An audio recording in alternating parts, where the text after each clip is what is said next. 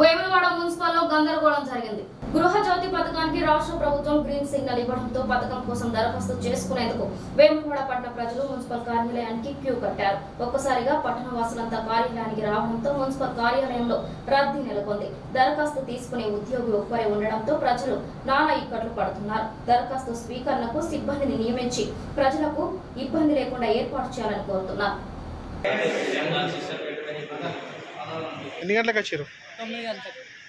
ఇప్పుడు అప్పటి వరకు ఇప్పుడు ఓలింగ్ కాలేదు. ఏమంటారు మున్సిపల్ మరి? ఈరోజు బిల్లు కొరకు 9కి వచ్చినాము. 9కి వచ్చి ఇది దాకా ఉన్నాం, ఇంకా కూడా అవుతలేదు. బాగా మంది ఉన్నారు. అప్లికేషన్ తీసుకుంటారు కానీ ఆ పని అయితే సర్వర్ సరిగ్గా పని చేస్తలేదు, అది ఇది అని అంటారు. ఇబ్బంది బాగా అవుతుంది మాకు. ఎన్ని గంటలకు వచ్చినాము? 9కి వచ్చినాము. భగవంతరావు నగర్. లోకల్ అంటే నువ్వు లోకల్ అయితే మున్సిపల్ అన్నాడు ఆయన చేయొచ్చు కదా. అది కూడా ఆన్లైన్ సిస్టమే కదా. ఎవరు చేసినా వాళ్ళు చేసేది. ఎందుకొరకు ఇంత ప్రజలను ఇబ్బంది పెట్టుడు? ఇది ఏమవస్థ? ఇప్పుడు మీరు ఏం కోరుకుంటారు ఆఫీస్ నుంచి? కోరుకునేది ఏం లేదు. ప్రజలకు ఇబ్బంది కలగకుండా వాళ్ళు ఏదో చేసేది చేయరు అంతే. కోరుకునేది ఏముంది?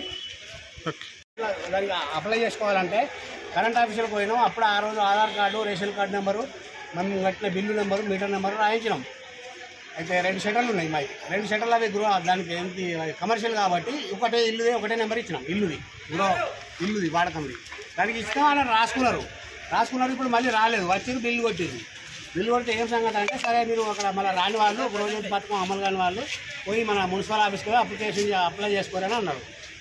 వచ్చినాం. వస్తే ఒకరి మీద ఒకరు మళ్ళీ లక్షల మందికి వాళ్ళకి ఇబ్బంది ఉన్నది, మాకు ఇబ్బంది ఉన్నది. ఒక 2-3 లైన్లు 4 కౌంటర్లు పెడితే. ఎన్ని గంటలకు వచ్చారు మీరు? ఎన్ని గంటలకు 4